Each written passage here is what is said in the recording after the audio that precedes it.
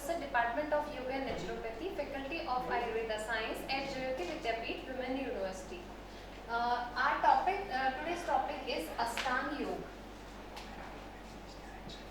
Ashtang Yoga is given by Rishi Patanjali, Sage Patanjali, in the text Yoga Sutra, Patanjali Yoga Sutra. So Ashtang Yoga में हम योग के 8 अंग को जानेंगे. This topic is also known as 8 limbs of yoga.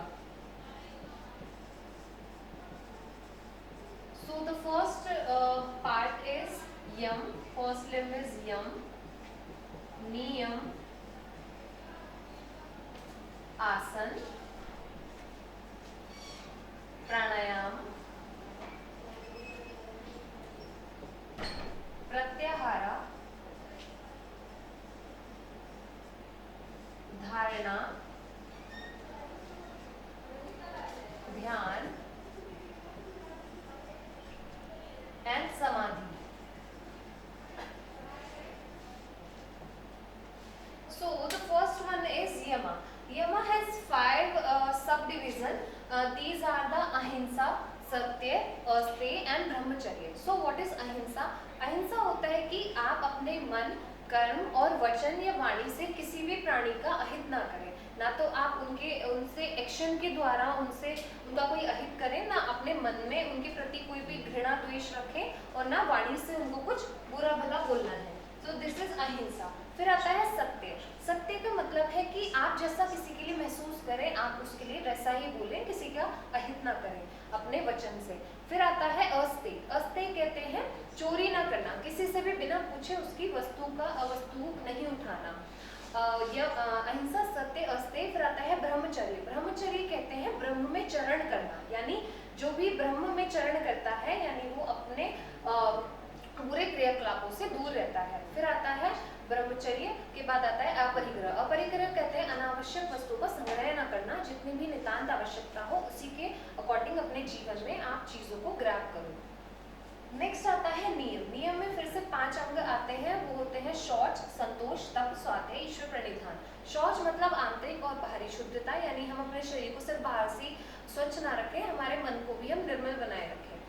शौच. संतोष आता है सेटिस्फेक्शन, यानी आपको जितना भी मिला है अपने कर्मों के द्वारा जितना भी फल मिला है उसमें खुश रहना है. फिर आता है शौच, संतोष. तप. तप कहते हैं द्वंद्वों को सहना, यानी आप अपने कर्तव्यों का पालन करते रहे, मार्ग में आपके जो भी सुख दुख लाभ हानि आ रहे हैं उनको सहते हुए अपने कर्तव्यों का पालन करना. फिर आता है स्वाध्याय. स्वाध्याय कहते हैं कि आप श्रवण, मनन, कीर्तन, निधिध्यासन करें. फिर आता है ईश्वर प्रणिधान, यानी सरेंडर टू गॉड, यानी अपने आप को ईश्वर की शरणागति में ले जाना. फिर आता है आपका आसनास. आसना परफॉर्म करना, यानी स्थिर सुखम आसन, जिस स्थिति में आप बिना हिले डुले स्थिर अवस्था में कुछ देर बैठे रहे उसका नाम है, उसको कहते हैं आसन. फिर आता है प्राणायाम. प्राणायाम यानी तस्मिन् सति श्वास प्रश्वास योगति विच्छेद प्राणायाम, यानी आपके श्वास प्रश्वास की जो गति का विच्छेद करना होता है उसको बोलते हैं प्राणायाम. फिर आता है प्रत्याहार. प्रत्याहार होता है विड्रॉल ऑफ सेंसेस, यानी आप जो आपकी सेंसेस हैं वो अपने विषयों की तरफ भागती हैं, ऑब्जेक्ट्स की तरफ भागती हैं, तो उनको अपने विषयों से हटा के अपने मन पे केंद्रित करना, उसको कहते हैं प्राणायाम, प्रत्याहार. फिर आता है धारणा. धारणा कहते हैं कि आप धारण करना, किसी भी एक ऑब्जेक्ट को ध्यान के लिए आप धारण कर रहे हैं उसको कहते हैं धारणा. फिर आता है ध्यान.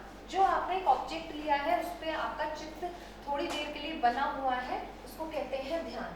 फिर आता है समाधि. समाधि is the last limb of yoga.